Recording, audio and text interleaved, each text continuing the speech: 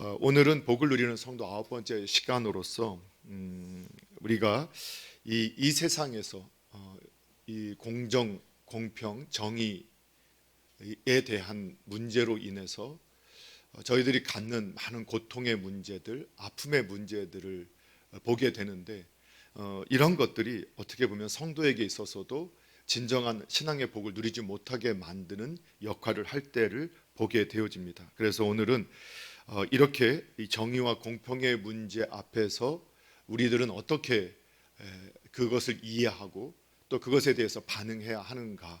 결론적으로는 바로 결국은 우리 공의로우시고 또 공평하신 하나님의 다스림 속에서 그분의 뜻에 순종하는 삶을 살아가는 성도가 복을 누리게 된다는 그 사실을 오늘 말씀을 통해서 확인을 하는 시간을 갖고자 합니다. 먼저는 우리가 이제 살아가는 우리나라, 우리 민족 안에 정의와 공평함이, 공정함이 있을 수 있는가? 또 우리가 살고 있는 우리나라, 이 사회, 우리가 속해 있는 이 사회는 공의롭고 공정하고 공평한가? 여러분 어떻게 생각하시나요? 우리가 살고 있는 이 세상은 정말 정의롭고 평등하고 공의롭고 공평한 그러한 사회인가?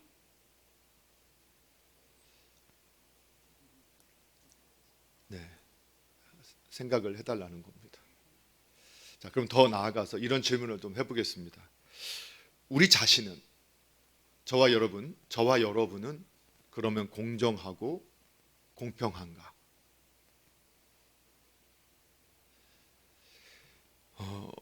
사람들은 이 불공정하고 이 불평등한 세상, 그리고 이 불의한 모순된 이 모습 때문에 고통스러워하고 분노하는 모습을 갖게 되곤 합니다.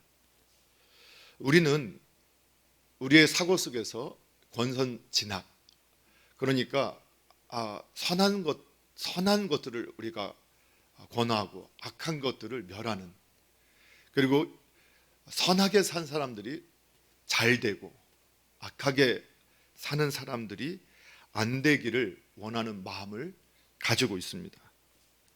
그런데 실제로 오히려 선한 사람들이 고통을 당하고 악한 사람들이 잘 되고 성공하는 모습을 보면서 우리의 마음에 불평과 분노와 억울함과 아픔들이 찾아오게 되는 것들을 보게 됩니다. 그래서 신앙인들도 이처럼 이 왜곡된 정의도 없고 공정도 없고 평등도 없고 불의함만 가득한 이러한 모습을 발견하게 되면 그 마음의 평안함도, 영혼의 평안함도 깨어지게 되고 나도 모르는 분노와 불평에 사로잡히고, 그리고 어느새 내 삶을 또는 세상을 저주하며 불평하는 인생이 되어져 가는, 그래서 주신 복을 누리지 못하게 되는 그러한 모습을 발견하게 됩니다. 실제로 이러한 고민과 모습은 단순하게 지금 우리만 하는 것이 아니라 우리 믿음의 신앙의 선배님들도 이 세상의 불의와 그 불공정과 이 정의롭지 못한 이 사회를 보면서 너무나 고통스러워했고 아파했던 모습들을 곳곳에서 발견할 수 있게 됩니다.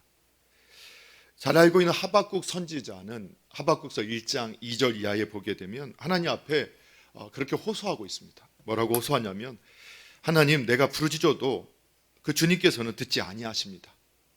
어느 때까지 그렇게 하시겠습니까? 내가 이 강포로 말미암아서 외쳐도 주께서 구원하지 아니하십니다. 어찌하여 내게 죄악을 보게 하시고 패역을 눈으로 보게 하시나이까?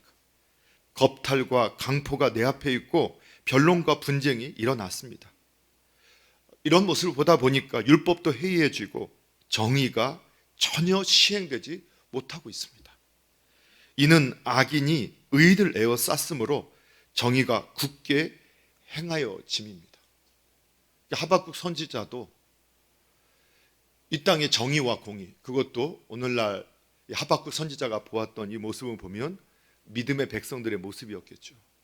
그 사회가 이렇게 정의와 공의가 굽어져 있고 오히려 겁탈과 강포 그리고 분쟁, 변론만 있을 뿐 정의는 사라져 있는 그 모습을 보면서 하나님 앞에 외쳤던 겁니다. 이 악을 제거해주고 이 불의와 불공정을 해결해 달라고 주님 앞에, 하나님 앞에 기도했지만 전혀 응답이 없는 것처럼 느껴지며 고통스러워하며 또 하나님 앞에 나와서 기도하고 있는 겁니다. 성경에 보면 이 악을 행하는 자, 하나님은 시편 37편 1절에 보게 되면 악을 행하는 자들 때문에 불평하지 말라라고 이렇게 말씀을 하고 있고, 불의를 행하는 자들을 시기하지 말라라고 이렇게 말씀하고 있어요. 전혀 이해가 되지 않지 않습니까? 그냥 우리가 이스라엘 백성들이 하나님 주시는 은혜를 까먹고 원망하고 불평하다가 그들이 하나님 앞에 또 징계를 받았던 이러한 출애굽 광야 시대 역사를 여러분 기억하실 겁니다. 그 성도가 이미 하나님께 주신 복을 깨닫지 못하고 또 하나님 안에 있는 것들을 기뻐하고 감사하고 살지 않으면서 불평하고 원망하면 오히려 그것이 하나님을 거역하는 행위요, 우상을 섬기는 행위와 같은, 죽은 신을 섬기는 것 같은 그러한 태도로서 하나님께서 기뻐하지 않으심을 보여줬는데, 그런데 악을 행하는 자들 때문에 불평하지 말라. 악을 행하는 자들 때문에도 불평하지 말라라고 우리에게 말씀하고 있어요. 더군다나 불의를 행하는 자들을 시기하지 마라. 더 깊은 묵상이 필요할 거예요. 여러분 한번 꼭 이 말씀을 꼭 묵상해 보시기 바랍니다. 그 삶에도 적용해 보시기 바랍니다. 어쨌든 이렇게 우리는 정의롭게 살고 깨끗하게 살고 선하고 공정하게 살려고 하는데, 이 세상에 악한 불공정하게 불의하게 사는 모습을 보면 우리도 모르게 불평하는 마음, 분노하는 마음이 들어오는 것, 심지어는 시기하는 마음까지 들어오는 것을 하나님이 보고 계시다는 거예요.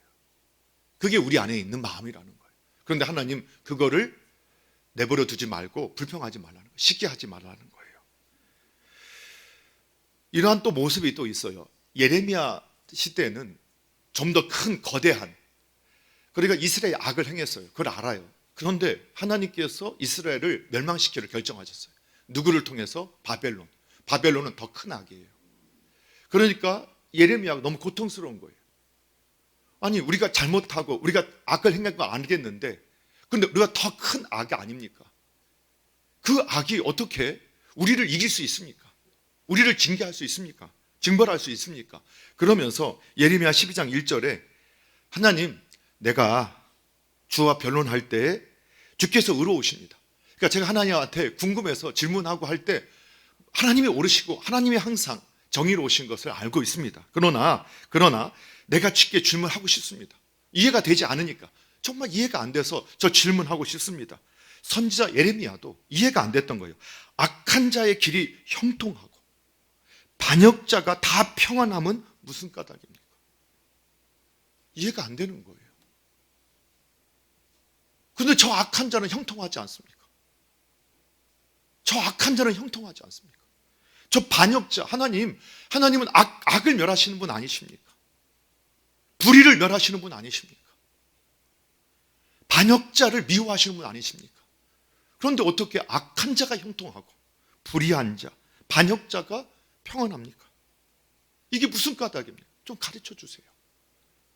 우리가 우리 믿음의 선조들도 같은 질문, 또 이러한 상황 때문에 그 평안이 깨지고 고통 속에 빠지는 이런 고민은 사실 할 필요가 있겠지만, 이게 우리 교회의 고민이기도 하고 이 세상의 고민이기도 하죠.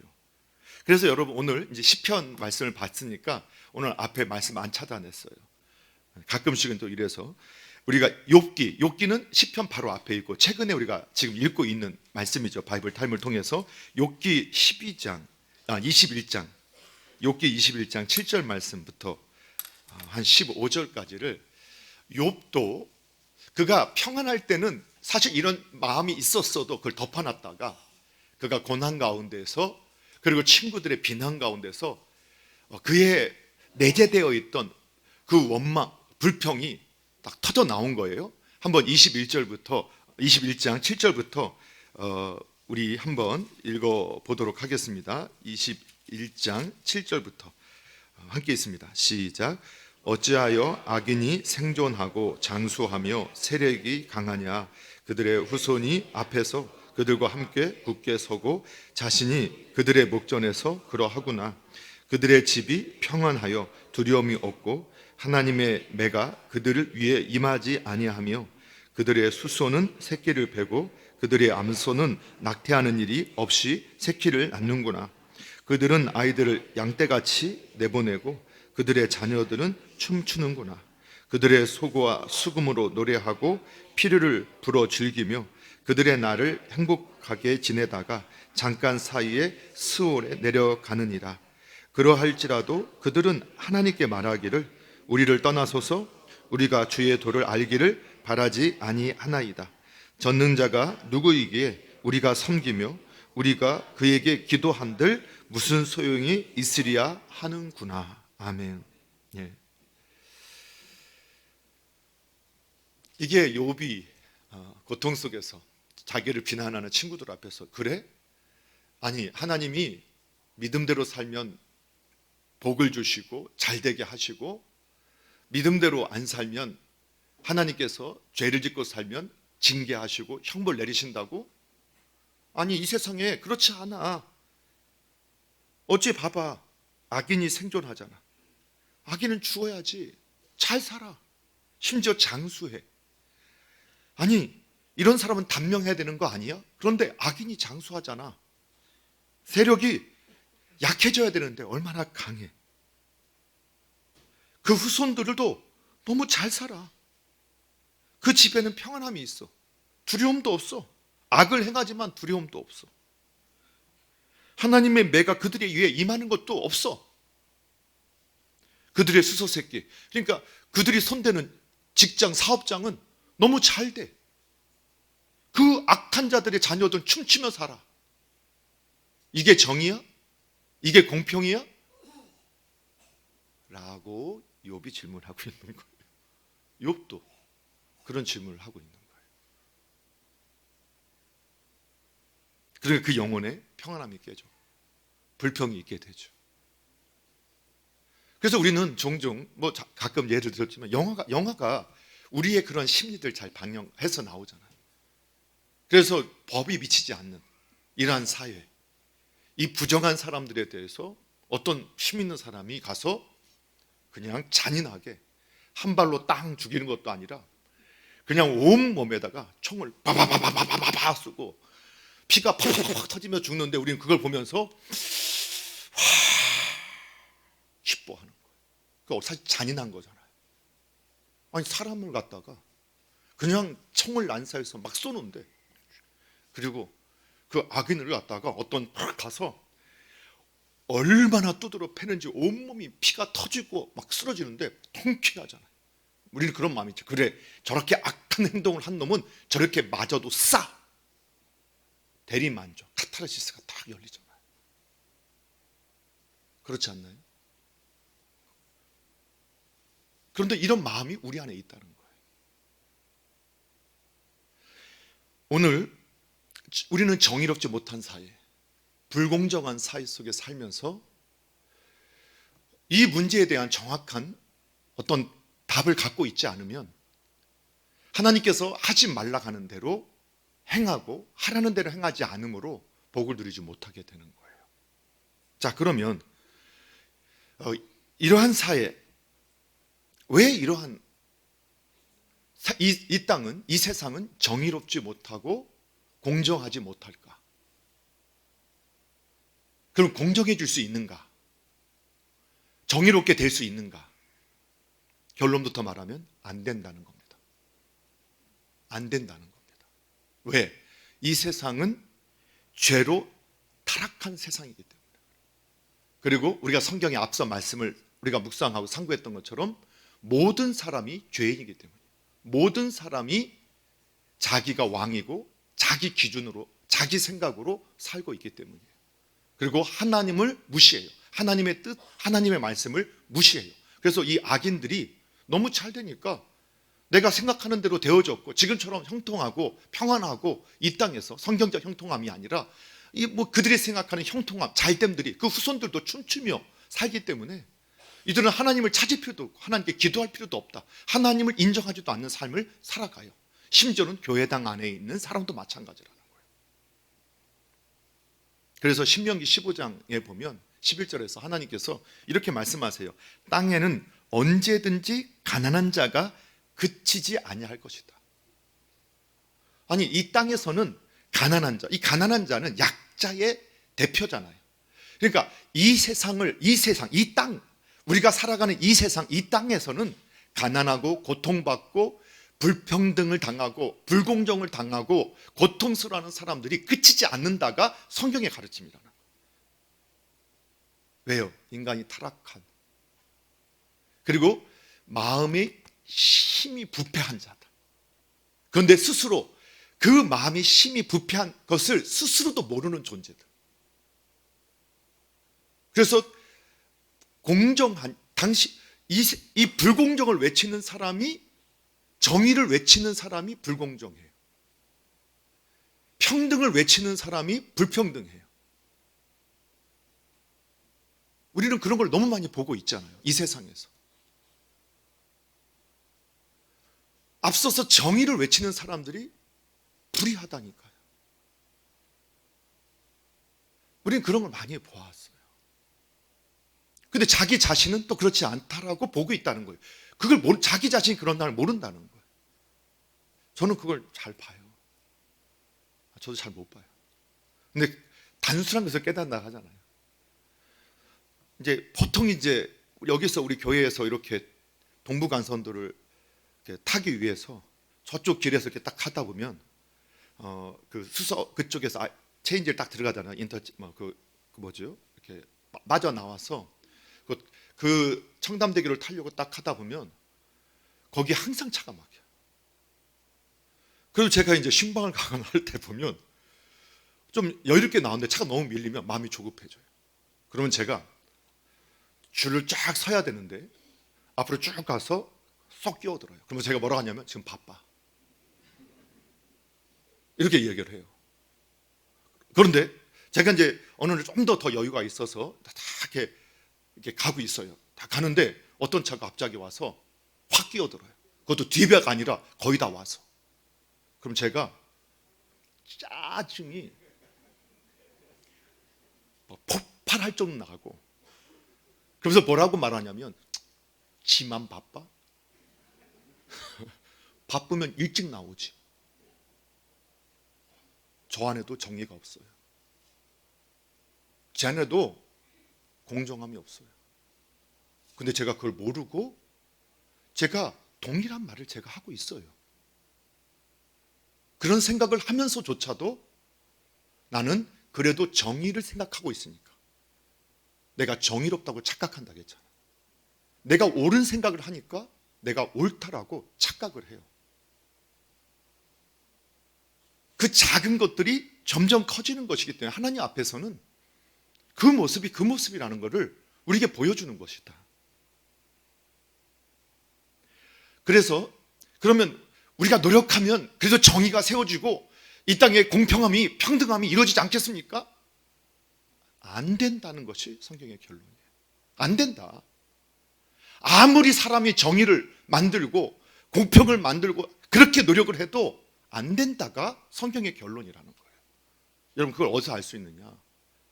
이 성경의 예를 들면, 여러분, 북이스라엘과 남유다, 이 두 왕조가 갈라져서 우리나라처럼 남북조 시대가 이렇게 약 300년, 400년 흘러가요. 근데 남유다는 다윗의 후손들을 통해서 이렇게 흘러가는데, 그래도 그들이 가끔씩 선한 지도자가 나타나서 한 번씩 개혁이 일어나요. 그런데 북쪽에는 지금 북한을 말하는 게 아니라 성경의 북이스라엘은 계속해서 혁명이 일어나요. 남유다, 북이스라엘, 빼고 나면 19대 왕, 똑같이 19대 왕이, 참 성경이 비교하는, 참 신기하게 19대 왕이 딱 똑같이 남북 왕이 흘러가요. 근데 남쪽이 130년 더 가요. 19대 왕인데. 그런데 북이스라엘은 19대의 왕이 세워지는데 그 가운데 9왕조가 세워져요. 9번의 쿠데타가 일어났다는 거예요. 그리고 쿠데타가 일어날 때마다 앞선 왕조의 마지막 왕을 살해하는데 7번 살해가 났다. 한 번은 자살을 하고 끊임없이 죽이고 내가 새롭게 한번 해보겠다고 했는데 점점 어떻게 되느냐? 점점 타락해가고 점점 우상숭배해요. 그걸 우리에게 보여주는 거예요. 인간이 자신의 힘으로 새로운 왕조를 세우고 새로운 세계를 만들겠다고 하는데 그 결과는 계속 어떻게 되느냐? 점점 타락하고 악해져가는 거예요. 여러분, 그 극단적인 모습을 우리는 우리 민족을 통해서 보잖아요. 북한 사회를 보세요. 바로 인간이 평등을 만들어내고 정의를 만들겠다. 그래서 일시적으로 이것을 만들 엘리트 집단을 만들어서 우리가 공평하게 정의롭게 모든 것을 만들어내겠다고 그런 사상으로 출발했고 그렇게 만들겠다고 했던 그곳에서 어떤 일이 벌어져요? 최고의 독재, 최고의 부의 편중, 최고의 거짓, 최고의 불의가 거기에 다 있잖아요. 극단적인 예지만 그걸 우리에게 보여주는 거예요. 안 된다는 거예요. 안 된다. 그러면 어떻게 해야 될까? 그러면 정말 안 되니까 그럼 우리가 그냥 눈 감고 있어요? 아니죠. 그렇게 안 하면 안 되겠죠. 그러면 우리에 대한 크리스천들이 정말로 어떻게 바라봐야 하는가? 여러분, 이것을 더 깊이 어떤 하나의 영역마다 이걸 살핀다면 다양한 또 말씀들이 있어야겠지만 오늘 큰 방향성을, 그 모든 걸 해석하는 핵심적인 방향성을 우리가 살피는 거예요. 그러면 어떻게, 마지막 한 개 더 살펴볼 것은 그러면 어떻게 우리가 해야 되는가? 법도 양심도 제대로 작동하지 않는 사람들의 이 세상 속에서 그러면 우리는 어떻게 이 정의와 공의를 실현해가고 진정한 복을 누릴 수 있을까? 이 불공정한 세상 속에서. 네, 그게 바로 오늘 본문의 말씀입니다. 자, 오늘 시편으로 다시 한번 넘어볼게요. 시편, 오늘 본문에 넘어가기 전에 우리 89편 14절을 한번 읽어보겠습니다. 89편 14절. 예, 그 앞에 화면을 띄우니까 그래도 예전에는 성경 말씀을 찾아보고 밑줄이라도 그었는데 그래도 집에 가서 다시 한번 보자 이러기라도 하셨는데 자꾸 성경을 띄워놓으니까 성경을 찾지도 않고 밑줄도 긋지도 않고 생각도 안 하시는 것 같아서 여러분 펼쳐보게 한 겁니다. 자, 우리 읽어볼게요. 14절 함께 했습니다. 시작. 의와 공의가 주의 보좌의 기초라 인자함과 진실함이 주 앞에 있나이다. 아멘. 우리는 지난 시간을 통해서 이 부패한 인간, 타락한 인간이 살아가는 이 세상에 멸망하지 않고 이 완전히 사라지지 않고 소멸되지 않는 이유가 어디에 있느냐? 여전히 이 세상은 누가 다스리신다고요? 하나님이 다스리시기 때문에 그래요.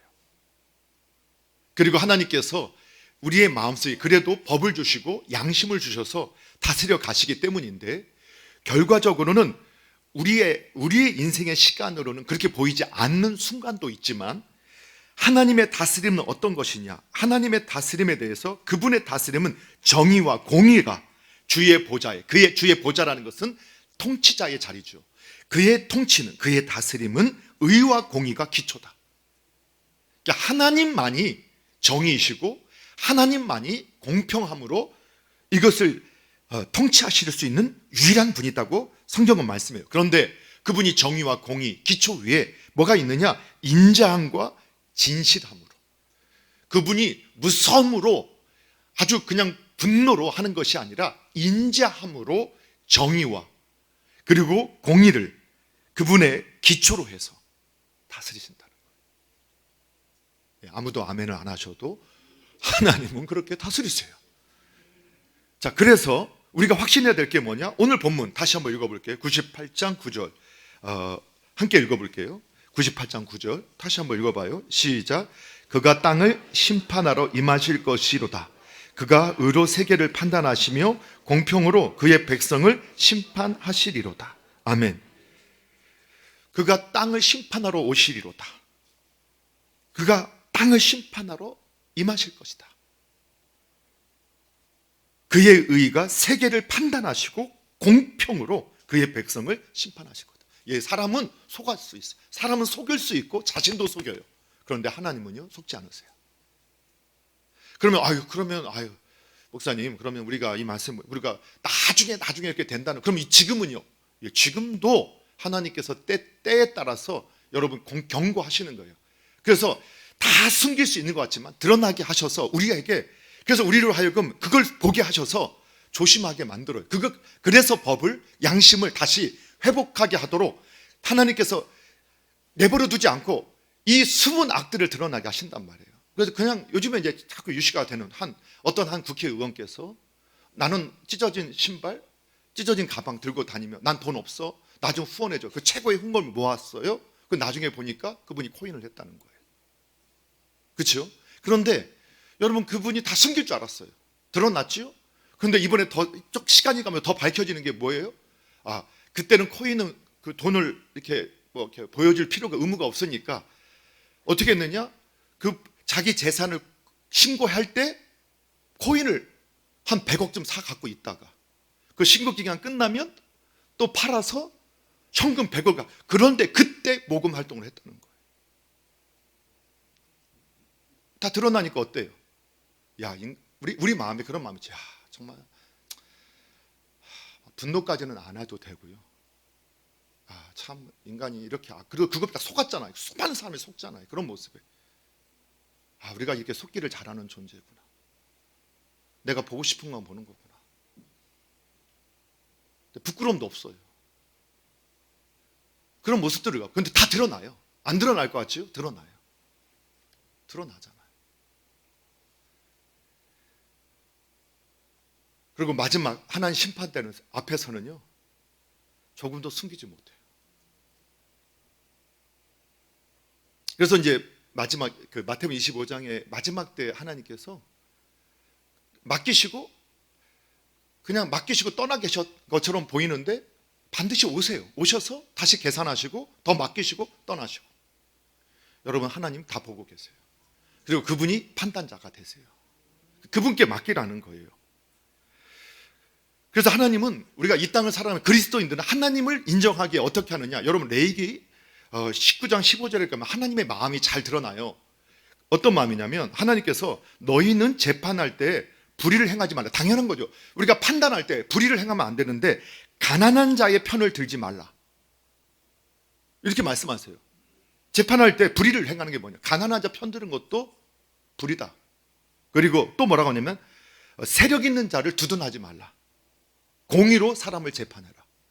아니, 그 행한 악에 대해서는 그가 가난한 자든 세력 있는 자든 그걸 가지고 평가하지 말고 기준을 가지고 평가해라. 하나님 말씀이에요. 근데 우리가 이게 익숙하지 않죠.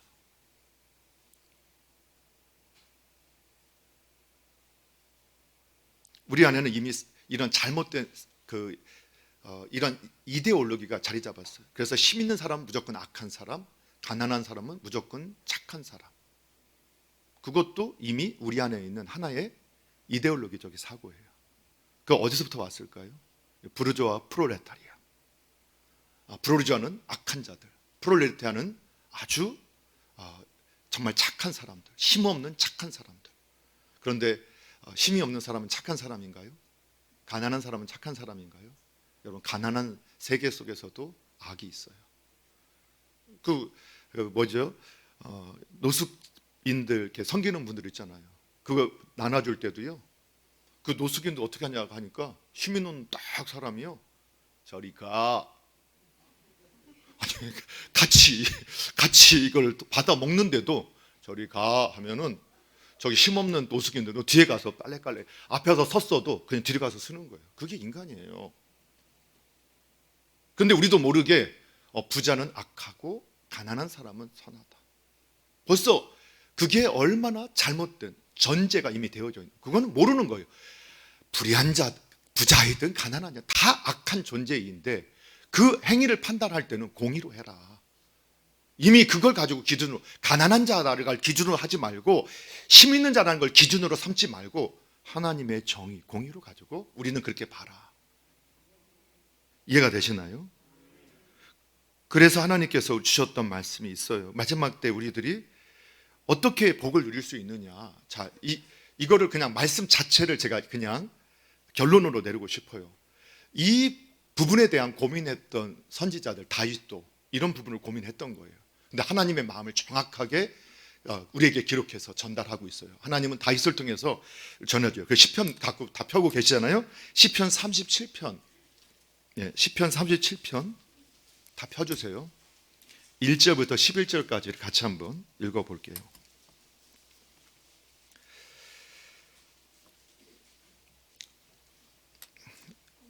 시편 37편 1절부터 11절까지 읽을 거예요. 다 피셨죠? 펴신 척 하고 있으시면 안 돼요. 네, 다 펴셨으면 같이 한번 천천히 읽어볼게요. 시작. 악을 행하는 자들 때문에 불평하지 말며 불의를 행하는 자들을 시기하지 말지어다. 그들은 풀과 같이 속히 뱀을 당할 것이며 푸른 채소같이 세잔할 것이미로다. 여호와를 의뢰하고 선을 행하라. 땅에 머무는 동안 그의 성실을 먹을거리로 삼을지어다. 또 여호와를 기뻐하라. 그가 내 마음의 소원을 내게 이루어 주시리로다. 내 길을 여호와께 맡기라. 그를 의지하면 그가 이루시고 너의 의를 빛같이 나타내시며 너의 공의를 정오의 빛같이 하시리로다. 여호와 앞에 잠잠하고 참고 기다리라. 자기 길이 형통하며 악한 꾀를 이루는 자 때문에 불평하지 말지어다. 분을 그치고 노를 버리며 불평하지 말라. 오히려 악을 만들 뿐이라. 진실로 악을 행하는 자들은 끊어질 것이나 여호와를 소망하는 자들은 땅을 차지하리로다. 잠시 후에는 악인이 없어지리니 내가 그곳을 자세히 살필지라도 없으리로다. 그러나 온유한 자들은 땅을 차지하며 풍성한 화평으로 즐거워하리로다. 아멘. 여러분, 이제 성경이 우리에게 가르쳐 주는 거예요. 악을 행하는 자들 때문에라도 불평하지 않아. 보니까 불평을 하게 되면 어떻게 되느냐? 결론이에요. 이 분을 그치고 노를 버리며 불평하지 말라. 오히려 악을 만들 뿐이다. 눈 감으라는 게 아니란 거예요. 여러분, 오해하시면 안 됩니다. 눈 감자 이게 아니라 악을 보면서 그것 때문에 불평하거나 분노에 사로잡히지 말라는 거예요. 오히려 온유한 태도를 취하라는 거예요. 온유한 태도를. 그러니까 문제가 왜 일어났는지가 아니라 책임을 누구에게, 그냥 그 문제만 보고, 일어난 문제만 보고, 그리고 그 책임을 누구에게 전가하려고 하는 게 아니라 왜 그 문제가 일어났느냐, 어떻게 재발을 막을 수 있을까. 그건 분노에서 나는 것이 아니라 온유함에서 나와요. 우리가 분노에 사로잡혀서 누군가에게 돌을 던지면 그 순간은 시원할 수 있지만, 여러분, 이 땅의 악이 그렇게 누군가를 적대시해서 이렇게 화형식으로 마녀 사냥을 해서 불을 질렀는데 그 문제가 해결되느냐? 영원히 해결되지 않잖아요. 그러나 그 문제를 자각한 사람들이 어쩌면 오늘 하나님을 우리 눈에는 악인이 채소같이 금방 사라질 것처럼 안다고 성경이 말씀하지만, 우리의 시간으로 보면 10년이 지나도 20년이 지나도 안 지나는 것처럼 보이지만, 그러나 하나님의 시간 앞에서 이들은 영원히 사라지는 존재들. 그런데 오히려 하나님을 의뢰하고 하나님 앞에서 하나님을 우리의 성실로 삼고 하나님의 선을 쫓아서, 이 분노의 감정에 사로잡혀서 분노를 쏟는 도구가 아니라 오히려 하나님 앞에 선을 행하는, 무엇이 선인가, 무엇을 이루어야 하는가, 거기에 집중하면서, 그리고 온유함으로.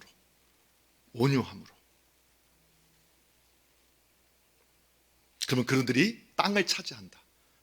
땅은 사람의 마음일 수도 있고 실제 세력, 어쩌면 다스림의 영역이라고 할 수도 있겠죠. 하나님 그렇게 만들어 가시는 거예요. 그러한 사람들을 통해서. 그래서 여러분 이 세상 여러분 이렇게 말할 때 이제 다른 종교인도 그들도 하나님 사용하시잖아요. 고레스를 사용하셨던 것처럼 하나님의 주권이 하나님을 믿지 않는 어떤 사람을 세우셔도 그 악을 제거하시고 이 일도로 하나님께서 하세요. 그런데 어떤 방식으로 하시느냐? 분노의 감정이 아닌, 때로는 분노로 악을 치게 하시는 경우도 있지만 이런 방식을 가지고 하신다. 원론적인 이야기지만 적용은 저와 여러분이 좀 더 깊이 묵상하셔야 돼요. 말씀을 냈습니다. 사랑하는 성도 여러분, 오늘날 우리는 이 불공정한, 불평등한, 불의한 세상 때문에 너무 고통스럽고 괴롭고 하나님 주신 복도 아무것도 아닌 것 같고, 그래서 우리는 스스로 고통 속에 한탄하고 나는 너무 괴로워서 술에 취하고 또는 어떤 중독에 빠지고 나는 어쩔 수 없어 이 세상의 더러움을 보기 때문에 하면서 자신의 불의에 눈 감고 있는지도 모릅니다. 마땅히 행해야 할 선을 행하지 아니하면서 이 더러운 세상 때문에 내가 한들 무슨 소용이야 라고 하고 있는지 모릅니다. 그러나 오늘 하나님 앞에서 하나님을 의지하고 신뢰하고 오히려 참고 기다리며 하나님의 때를 우리가 기다리고 진실하게 하나님 앞에서 믿음으로 살아가는 그 성도는 이런 악한 성평 가운데서도 복을 누릴 뿐만 아니라 복의 통로로 결국은 모두가 복을 누리게 하는 일에 쓰임받게 됨을 믿으시기 바랍니다. 그래서 우리 남서울 중앙교회 모든 가족이 그렇게 쓰임받게 되기를 주님의 이름으로 축복합니다.